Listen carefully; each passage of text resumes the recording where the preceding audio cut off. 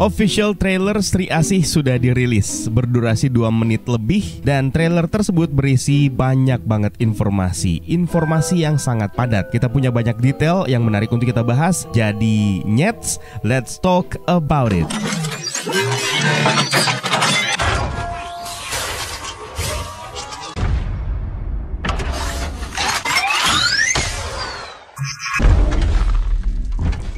Film ini akan tayang tanggal 6 Oktober 2022 atau tepatnya bulan depan. Mbak Upi Avianto, sang sutradara, dengan berani menyajikan sebuah film yang menurutnya film ini akan memiliki presentase sajian VFX yang sangat banyak. Karena memang wajar sih, dia pernah bilang kalau dia pengen menggarap film superhero yang benar-benar superhero. Dan ini juga merupakan hal yang wajar karena Sri Asih adalah karakter Adisatria yang sangat kuat dengan sejumlah kekuatan yang berada di luar nalar. Musuhnya yang akan dihadapi dalam film ini pun juga akan memiliki kekuatan mistis yang sama di luar nalar juga, serta tentu saja tidak akan kalah intimidatif dibandingkan dengan film Gundala garapan Joko Anwar sebelumnya. Ya sudah, langsung saja kita gas bareng-bareng. Ini dia breakdown trailer Sri Asih.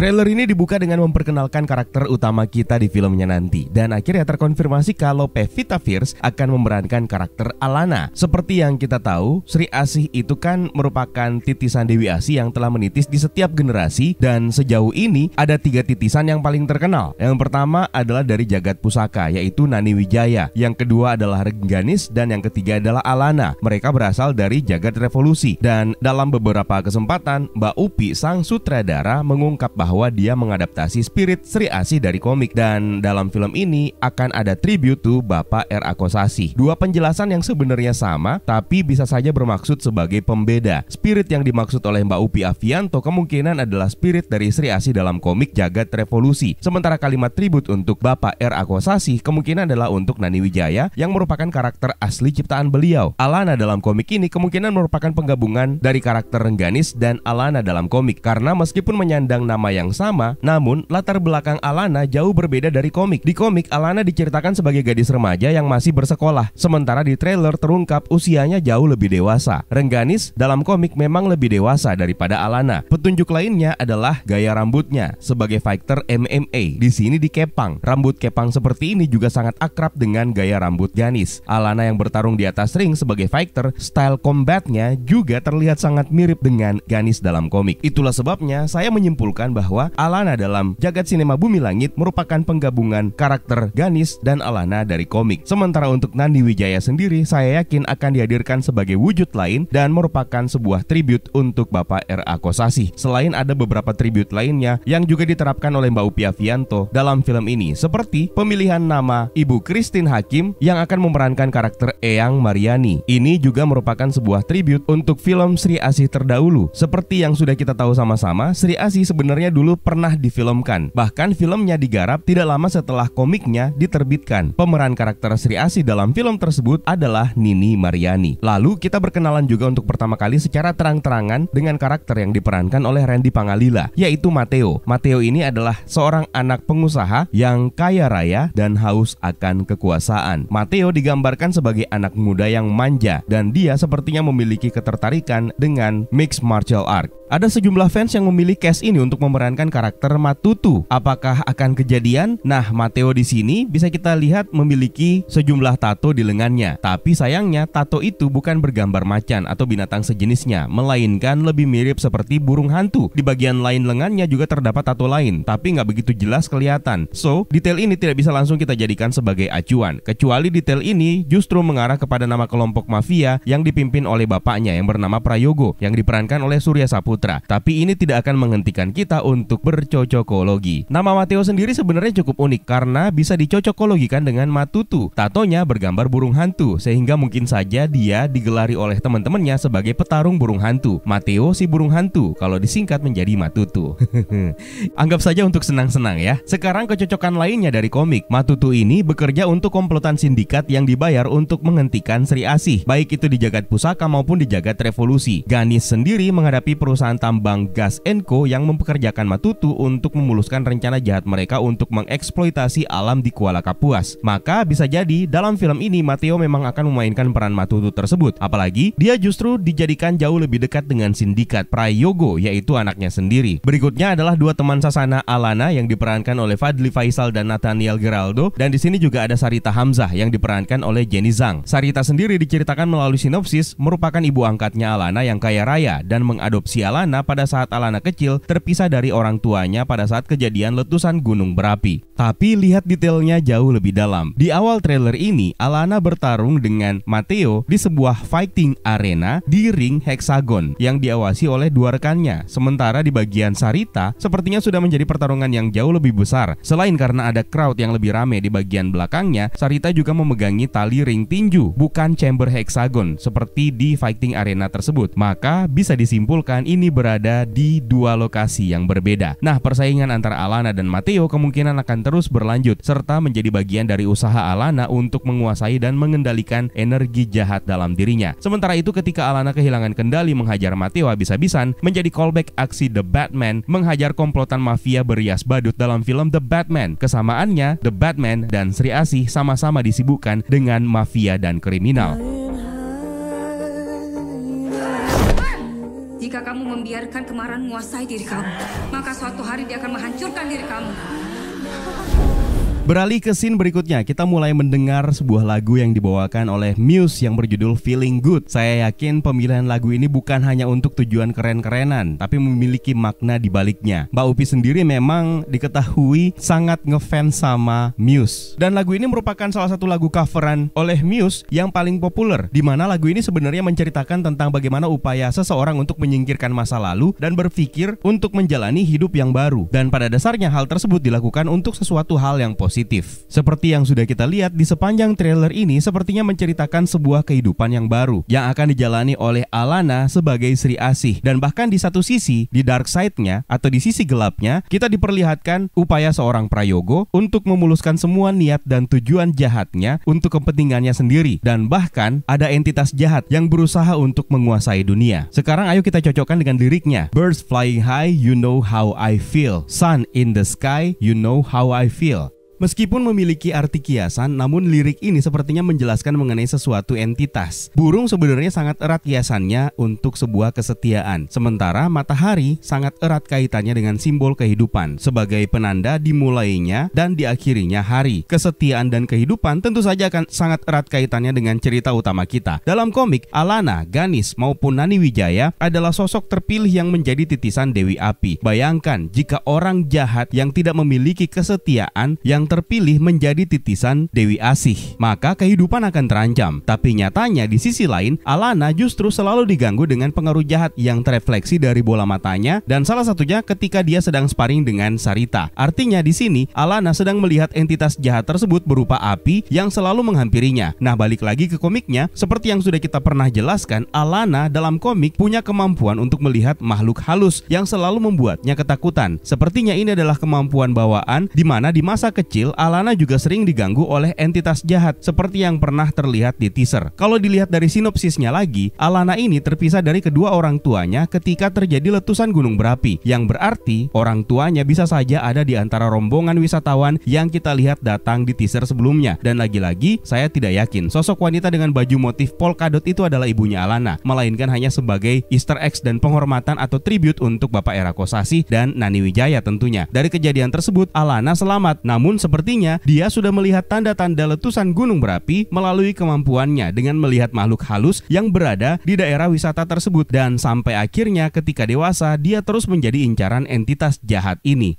Rupanya tanpa sepengetahuannya sosok Dewi lain yaitu Dewi Keadilan atau Dewi Asih mencoba untuk berkomunikasi dengan Alana. Namun entitas jahat tadi menjadi penghalangnya yang sepertinya selalu berusaha untuk membuat Alana ketakutan atau bahkan marah yang meluap-luap ketika melihat hal goib. Nah, rupanya upaya tersebut adalah upaya untuk menghalangi Alana agar bisa berkomunikasi dengan Dewi Asih. Paling tidak itu adalah teori terbaikku untuk saat ini. Alasannya ada di scene ketika Alana terlihat menggenggam sesuatu. Tidak begitu jelas apa yang sedang digenggamnya. Namun ingat di breakdown teaser kita sebelumnya, kita berasumsi Alana itu punya sebuah mustika yang akhirnya membuat dia bisa berkomunikasi dengan Dewi Asih. Entah dia dapatkan dari mana. Mustika ini mirip seperti sebuah bros yang diberikan oleh seorang nenek di komik. Jadi kemungkinan yang dipegang oleh Alana ini adalah sebuah mustika, namun entah berbentuk seperti apa. Dan ini adalah sebuah alat dalam tanda kutip yang akan membuat Alana bisa berkomunikasi dengan Dewi Asih. Berpindah lagi di scene setelahnya, Alana akhirnya menatap ke jendela dan melihat kobaran api yang melayang di langit. Senada dengan lirik lagu tadi, Sun in the Sky. Maka bisa jadi kobaran api tersebut sebenarnya merupakan inkarnasi dari Dewi Api. Apalagi kalau diperhatikan sekilas, di bagian tengahnya seperti ada sesosok Dewi yang sedang levitasi. Lalu perhatikan di bagian suara, terdengar nama Alana terucap meskipun dengan cara berbisik. Di saat yang bersamaan, Dian Sastrowardoyo, sang pemeran dari Dewi Api, mempublish sebuah postingan trailer Sri Asih dengan caption Alana. Postingan tersebut seolah sudah mengkonfirmasi kalau yang dilihat oleh Alana dalam scene ini adalah Dewi Api dan yang membisikkan namanya adalah Dewi Api. Adegan ini sendiri membawa kita callback ke adegan ketika Sancaka kecil diminta untuk menutup jendela oleh ibunya. Lalu petir menyambar dan sepintas terdengar suara bisikan yang menyebut nama Sancaka. Kita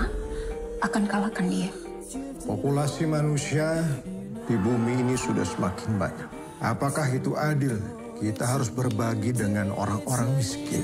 Sarita lalu mencoba untuk menenangkan amarah Alana sambil memperingatkan dia untuk mengontrol dan mengendalikan emosinya, karena kalau tidak, dia akan menimbulkan kehancuran terhadap diri Alana sendiri. Sarita lalu menegaskan mereka akan mengalahkannya. Seperti yang kalian sudah pada tahu, kalau kata dia di scene ini sebenarnya merujuk kepada sosok wanita berdasarkan teks subtitle bahasa Inggris resminya. Yang jadi pertanyaan sekarang, siapa yang ingin dikalahkan? Apakah fighter perempuan lain atau entitas jahat yang selalu datang menakuti dan mempengaruhi Alana? Sampai titik ini, saya berasumsi kalau Sarita maupun Alana belum memiliki pengetahuan sama sekali mengenai entitas jahat ini. Alana hanya mendapatkan gambaran berdasarkan penampilan atau wujud yang ditampakkan yang menyerupai perempuan. Maka baik Sarita maupun Alana belum tahu apakah ini adalah Dewi Asih atau Dewi Api. Karena di scene setelahnya, Sarita ini sepertinya akan tewas dan pembawa informasi yang sesungguhnya adalah Eyang Mariani. Sebuah kejadian kebakaran di sebuah lokasi lalu menjadi highlight dengan beberapa petugas, baik itu petugas pemadam kebakaran maupun tim dari PMI juga ikut membantu melakukan evakuasi para korban. Saya rasa ini bukan rusun yang dibakar yang diperlihatkan di teaser maupun di trailer ini, melainkan kejadian lain yang ditampilkan secara cepat yang menjelaskan kalau kebakaran di wilayah permukiman ini berbau kontroversi. Ada pihak yang mencoba untuk membakar rumah dan merebut lahan warga, entah untuk kepentingan apa. Role ini sepertinya sangat cocok untuk Gas Enko dalam komik Sri Asih Dewi Keadilan, meskipun perusahaannya mungkin akan menggunakan nama yang berbeda dan pemimpin perusahaan tersebut adalah Prayogo. Berlanjut dengan adegan di sebuah lokasi yang mirip seperti terowongan. Ini juga terlihat mirip seperti lokasi rahasia tempat di mana Sri Asih menghadapi villain yang kita curigai sebagai Dokter Setan. Lalu kita dibawa ke sebuah ruangan tempat di mana sedang dilangsungkan pertemuan rahasia, dan di situ ada sosok yang tidak asing dari film Gundala, yaitu Ganda Hamdan yang diperankan oleh Aki Singgih dan juga Gazul yang diperankan oleh Aryo Bayu. Sudah dikonfirmasi oleh Joko Anwar bahwa timeline film ini tepat terjadi sebelum kejadian Gundala. Artinya Gazul tidak hanya punya rencana untuk membangkitkan Kiwi Lawuk, tapi dia sepertinya juga punya rencana untuk membangkitkan entitas jahat lainnya, dan kemungkinan itu adalah roh setan yang bersemayam di batu setan, atau mungkin dialah yang justru yang punya rencana untuk membangkitkan Dewi Api. Gazul ini memang karakter yang sangat licik, di mana semua kejadian di Gundala adalah master plan-nya untuk membangkitkan Kiwi Lawuk. Maka wajar kalau orang yang berusaha untuk membangkitkan panglima perang Dewi Api adalah Gazul. Pola pikir Prayogo di sini juga sebenarnya setali tiga uang dengan pola pikirnya Pengkor. Pengkor kepengen masyarakat dibiarkan tetap bodoh yang berlanjut dengan rencana serum amoralnya. Sementara Prayogo pola pikirnya dia nggak rela berbagi dengan orang miskin, dan kemungkinan ini akan berlanjut dengan rencananya melenyapkan wilayah permukiman kumuh yang dilakukan untuk kepentingan bisnisnya.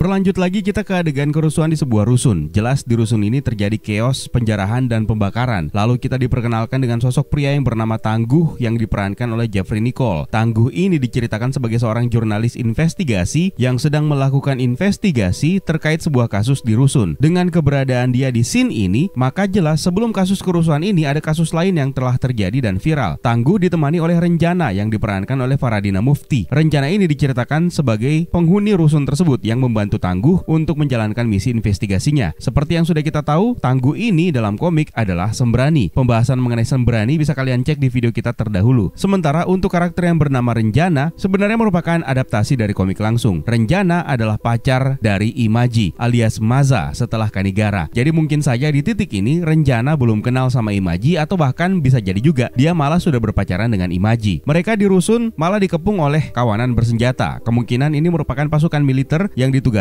untuk mengamankan lokasi kejadian, kemudian menggiring semua penghuni rusun untuk ditahan. Anehnya, di scene setelahnya, Sri Asih malah ikut turun tangan mengatasi kekacauan di rusun ini, di mana dia menolong dan melindungi Tangguh dan Renjana serta adik perempuannya. Jelas ini adalah lokasi yang sama dan pakaian Tangguh serta Renjana pun juga terlihat sama. Maka bisa jadi kerusuhan di rusun ini sengaja diatur untuk menjebloskan mereka semua penghuninya ke penjara. Namun Sri Asih datang untuk menolong warga. Scene kemudian beralih ke Alana yang beraksi untuk melumpuhkan beberapa orang di sebuah koridor gedung yang di latarnya terdapat sebuah pintu masuk menuju sebuah klub yang bernama Euphoria. Kemungkinan ini adalah klub milik Prayogo. Dan di scene setelahnya, di luar gedung tersebut terdapat 2 mobil polisi sementara satu lagi mobil tiba, dan kemungkinan ini adalah mobil yang ditumpangi oleh Prayogo yang membawa dirinya bersama dengan para pengawalnya. Kenapa bisa ada mobil polisi di tempat ini? Kemungkinan ada kaitannya dengan Sri Asih yang mendatangi tempat tersebut sebelumnya. Oke, kita cek dulu adegan selanjutnya. Biarin aja sesama mereka saling bunuh. Itu justru mempermudah pekerjaan kita. Kenapa Anda nggak berpihak pada Prayogo? Tidak semua orang bisa dibeli dengan uang, Nona.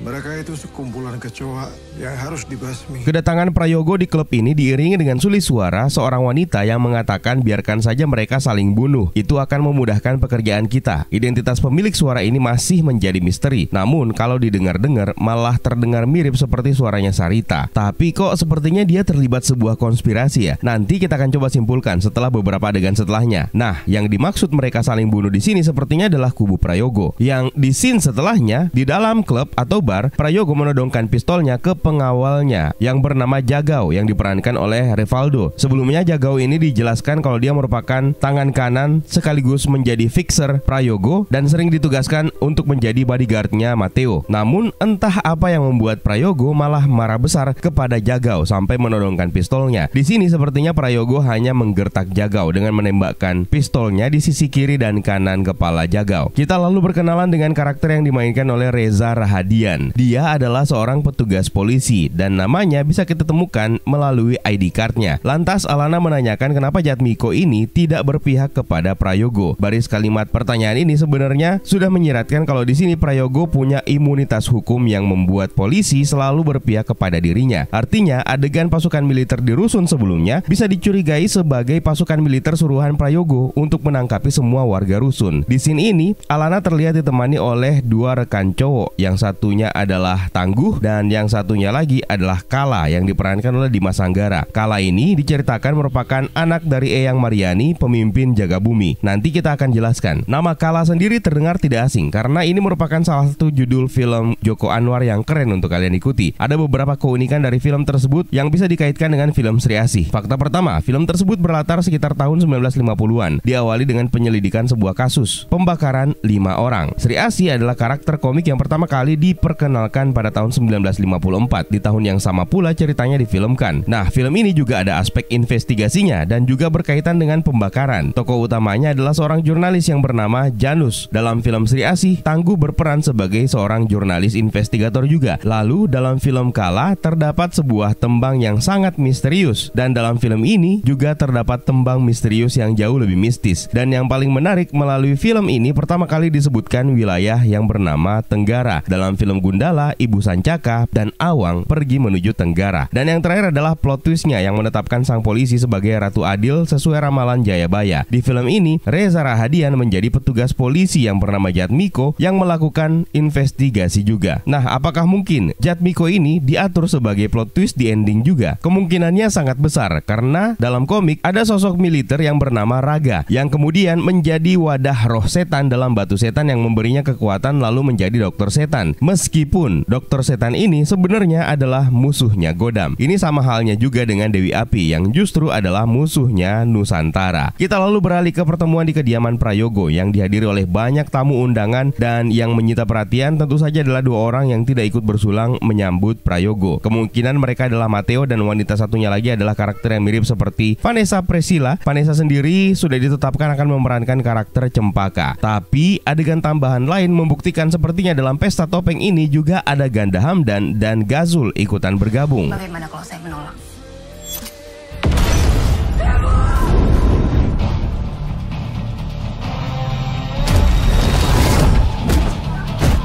Sarita ditemui oleh seseorang yang menawarkannya sebuah kerjasama yang akhirnya ditolak. Dia kemungkinan adalah Gazul yang menggunakan kemeja berwarna merah seperti yang terlihat di scene sebelumnya. Berlanjut ke adegan Jagau yang mengeksekusi seseorang yang juga terlihat di teaser, di mana dia sepertinya mengeksekusi salah seorang bisnismen yang menolak tawaran kerjasama Prayogo. Scene ini seolah menjadi penjelasan akibat yang akan terjadi kalau menolak permintaan Prayogo, dan beralih ke dalam sebuah rumah sakit di mana Alana histeris memanggil ibunya. Seperti yang sudah kita duga dari teaser sebelumnya, ada sesuatu yang terjadi dengan Ibu Alana di scene ini. Kalau kita perhatikan lagi beberapa scene setelahnya, Alana berteriak sambil mengeluarkan kekuatan atau medan energi supersonik yang membuat lawan-lawannya terhempas. Artinya Alana memang sudah memiliki kekuatan istimewa yang terpendam selama ini. Di teaser sebelumnya bahkan terungkap kalau Alana memiliki kekuatannya sejak dia kecil. Nah, kemungkinan sesuatu terjadi dengan ibunya pada saat Alana kehilangan kendali atas kekuatannya yang membuat koridor rumah sakit hancur, dan di tempat yang sama ternyata ada Kala juga. Kemungkinan Kala ini diutus sama Eyang Mariani untuk menjaga dan menjelaskan siapa Sri Asih sebenarnya, sampai akhirnya kekacauan ini terjadi. Sekarang mari kita berteori liar lagi. Jangan-jangan Sarita justru merupakan bagian dari kelompok Gazul selama ini, dan tawaran yang ditolaknya adalah permintaan kerjasama dari Prayogo. Mungkin ada kaitannya dengan match fixing pertandingan MMA di klub fighting MMA-nya. Sarita sendiri sengaja mengadopsi Alana karena punya pengetahuan kalau Alana ini berbeda dengan anak lainnya. Bahkan sangat masuk akal mengingat Gazul punya pengetahuan yang cukup luas tentang hal-hal mistis dan kuno. Jadi selama awal trailer tadi, Sarita ini sebenarnya selalu menahan Alana untuk tidak menggunakan kekuatannya, sambil memanipulasi dirinya bahwa sumber kekuatannya itu adalah berasal dari entitas jahat. Tapi ini hanya sekedar teori saja ya.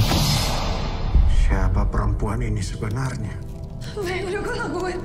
Ada yang ingin kami sampaikan. Scene kemudian berlanjut memperlihatkan Prayogo sedang memegangi kalungnya yang di sepanjang trailer tidak pernah diperlihatkan. Saya curiga ini adalah kalung yang memiliki liontin yang berisi batu setan. Dan apakah Prayogo yang menjadi dokter setan seperti di akhir trailer ini? Sepertinya bukan. Kandidat paling kuat untuk menjadi dokter setan atau orang yang dipengaruhi oleh batu setan ini sepertinya adalah Mateo, anak Prayogo satu-satunya, dan dialah yang akan mewarisi pusaka jahat tersebut. Apalagi bentuk topengnya justru mirip dengan tato di lengannya. Dan kemungkinan kedua, dokter setan di sini adalah dari pihak kepolisian, dan mungkin saja dia adalah Jatmiko. Karena Jatmiko ini digambarkan sebagai polisi yang bersih dan berada di luar pengaruh Prayogo. Jadi wajar kalau batu setan mengincar untuk mempengaruhinya. Dari mana Jatmiko mendapatkan kekuatannya? Kemungkinan ketika menangkap Prayogo dan komplotannya lalu menyita barang-barang termasuk pusaka batu setan ini. Setelah kejadian di rumah sakit tersebut, sepertinya Kala menolong Alana dengan membawanya bertemu dengan ibunya yang adalah Eyang Mariani. Di ruangan ini kita melihat sebuah proyektor yang di teaser sebelumnya digunakan untuk menjelaskan sesuatu kepada Alana dengan menggunakan video. Jaga Bumi,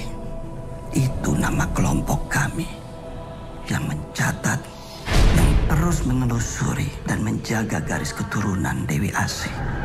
Jaga Bumi adalah nama sebuah kelompok yang didirikan untuk mencari dan menjaga garis keturunan Dewi Asih. Dalam komik, Jaga Bumi ini bukan hanya sebagai sebuah nama kelompok, melainkan sebuah semangat untuk menjaga bumi dari potensi kehancuran atas kebangkitan mata malaikat. Mata malaikat sendiri di era sekarang menjadi sebuah nama kelompok yang namanya diambil dari musuh si buta dari gua hantu. Dalam komik, Jaga Bumi diceritakan merupakan sebuah pusaka kuno yang akan menjaga kita dari petaka agung, dan yang bisa menggunakan pusaka ini adalah Maza. Dengan terkonfirmasinya Jaga Bumi, maka apakah ada beberapa karakter sebelumnya yang bisa kita curigai sebagai bagian dari jaga bumi. Salah satunya kemungkinan adalah Pak Agung di film Gundala. Menariknya, Eyang Mariani di sini memakai kacamata riben yang tidak pernah dilepas. Ini menandakan kalau Eyang Mariani sebenarnya buta. Oleh karena itu sangat wajar kalau kita menghubungkan Eyang Mariani ini dengan perguruan Elang Putih, dan sepertinya dia juga akan ada hubungannya dengan Ganendra, mentor dari Virgo and the Sparklings. Karakter ini bisa menjadi penghubung sempurna untuk film Si Buta dari Gua Hantu nanti, dan juga tentu saja untuk film Virgo and the Sparklings. Alana lalu dibawa masuk ke dalam sebuah ruangan tersembunyi di mana di sana terdapat etalase yang memperlihatkan sebuah kostum yang mirip seperti kostum yang dipakai oleh Sri Asih di film Gundala. Sementara di sisi lainnya adalah kostum Sri Asih yang digunakan Alana di film ini. Yang jadi pertanyaan, kenapa ada dua kostum Sri Asih di sini ya? Apakah ada dua Sri Asih di era yang sama yang juga terjadi di jagat sinema Bumi Langit? Pertanyaan yang sama juga sebenarnya masih belum terjawab dalam komik. Sementara itu Alana akhirnya memilih kostum Sri Asih yang dominan berwarna hitam, dan kemunculan pertamanya di sini menyoroti bagian pergelangannya yang membawa kita callback ke poster pertama kali Sri Asih diperkenalkan. Apa hubungannya ini semua dengan saya? Kamu adalah titisan Dewi Asih selanjutnya. Alana lalu mengikuti sebuah ritual sambil menari diikuti tembang Jawa yang liriknya mirip seperti lirik Ajian Segoro Geni. Pembahasan ini bisa kalian lihat kembali di breakdown teaser kita sebelumnya. Dan dalam ritual ini ternyata juga ada Eyang Mariani. Ada visual menarik ketika Alana melakukan tarian, di mana gerakan tangannya seolah menyiratkan pesan kalau dia sebenarnya bisa menggandakan diri, yang mana ajian ini disebut sebagai Ajian Bolosewu. Dalam ritual tersebut juga diikut sertakan kostum yang akan digunakan oleh Alana untuk menjadi Sri Asih. Eyang Mariani pun akhirnya menegaskan bahwa Alana sebenarnya adalah titisan Dewi Asih yang selanjutnya. Sri Asih.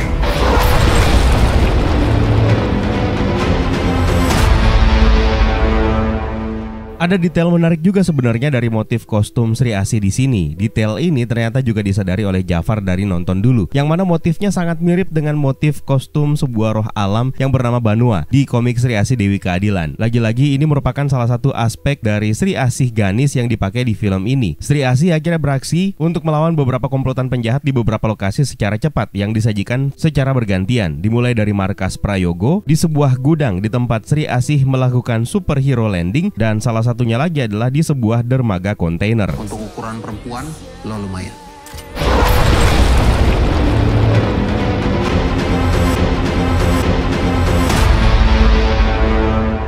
Yang dihadapi Sri Asih di sini ternyata adalah Jagau, yang tentu saja dengan mudah dilumpuhkan oleh Sri Asih karena sebelum melumpuhkan Jagau, seorang anggotanya sudah terlebih dahulu tergeletak di lantai. Saya rasa ini adalah scene sebelum datangnya petugas kepolisian di sebuah gudang, yang salah satunya dari petugas kepolisian tersebut adalah Jatmiko. Sementara di scene lain, Sri Asih datang untuk membantu dan melindungi Tangguh serta Renjana seperti yang kita jelaskan sebelumnya, lalu berpindah ke lokasi lain yang penuh dengan kabut dan asap, yang mana kemungkinan ini adalah lokasi warga rusun disekap, dan Tangguh serta Kala ikut membantu untuk membebaskan warga. Tapi kenapa warga disekap ya? Petunjuk paling jelas ketika Prayogo menganggap mereka sebagai kecoa, yang artinya mereka akan dibasmi. Lalu di scene lainnya warga diselamatkan dan dievakuasi oleh Tangguh di dermaga sambil diselamatkan oleh Sri Asih. Sepertinya warga ini akan dijadikan sebagai korban human trafficking, sama seperti yang terjadi dalam komik Sri Asih.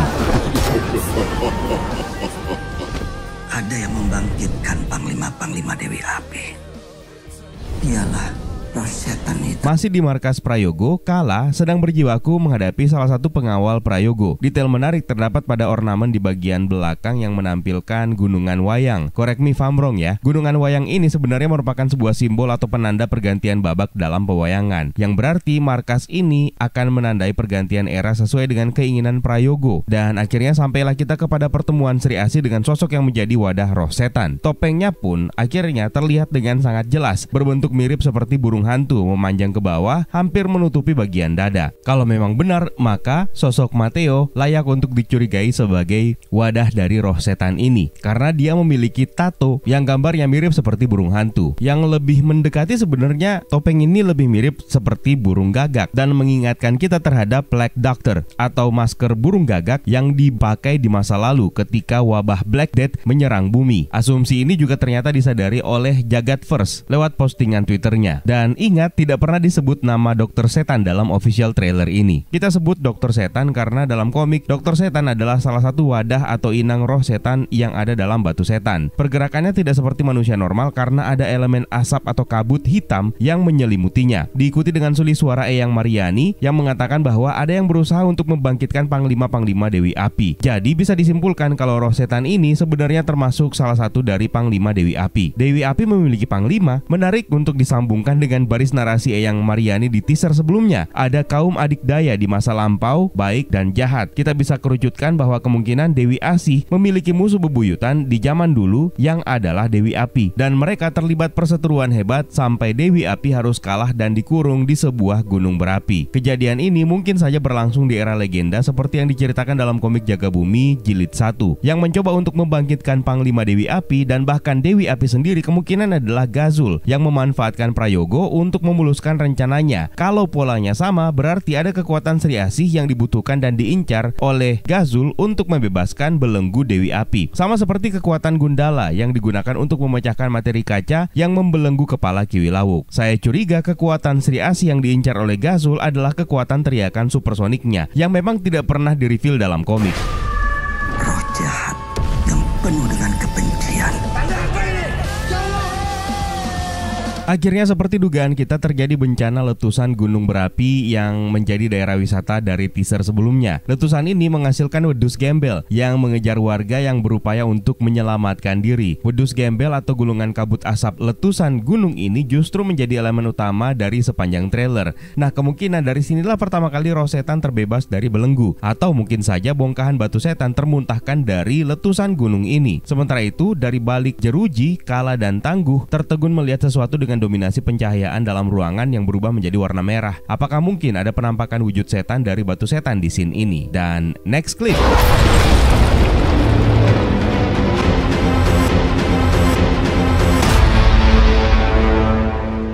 Pertarungan antara Sri Asih dan Dokter Setan membuat Sri Asih akhirnya kewalahan. Dengan diakhiri, Sri Asih terbang ke udara dengan membawa sebuah kotak. Sepertinya terinspirasi dari scene penyelamatan Wonder Woman dalam film Justice League. Kotak yang dibawa oleh Sri Asih kemungkinan adalah kotak yang berisi batu setan yang mencoba untuk dilenyapkan oleh Sri Asih. Mungkin karena batu ini tidak bisa dihancurkan, maka pilihan terbaiknya Sri Asih melemparkan batu setan ini keluar angkasa melewati atmosfer bumi. Mungkin loh ya. Sementara warga yang menyelamatkan diri termasuk Tangguh di dermaga berbalik melihat kedatangan seseorang yang sepertinya itu adalah Sri Asih yang datang untuk melindungi mereka. Gak usah kaget gitu dong lihat saya. Biasa aja. Trailer ini ditutup dengan adegan Sri Asih ngomong dengan Jagao, tapi dibuat seolah Sri Asih ini sedang breaking the fourth wall, ngomong ke kita para penonton. Sri Asih bukan karakter yang bisa memecahkan dinding keempat, tapi dalam film ini ada satu karakter yang harusnya bisa melakukannya, dan dia adalah Tangguh alias Sembrani yang akan diperankan oleh Jeffrey Nicole. Karena sudah terlalu panjang, maka saya selesaikan saja dulu breakdown trailer Sri Asih ini. Poin-poin yang lain yang masih pengen saya bahas akan saya buatkan di konten yang terpisah ya. Kalau ada hal yang pengen kalian koreksi dan pengen kalian tambahkan, silahkan di kolom komentar di bawah ya. Universe, terima kasih buat kalian yang sudah menonton, dan juga terima kasih buat kalian yang sudah bergabung di membership community. Juga terima kasih buat kalian yang sudah bersedia untuk membeli merchandise kolaborasi kita dengan Playstop Rewatch. Linknya bisa kalian temukan di kolom deskripsi di bawah, atau silahkan cek di Tokopedia maupun di Shopee. Dan juga buat kalian yang pengen berbagi dengan sesama, silahkan kalian bisa memanfaatkan semangatbantu.com. Linknya juga saya sertakan di kolom deskripsi di bawah. It's time for me to sign out. My name is Eka. Stay safe and until next time.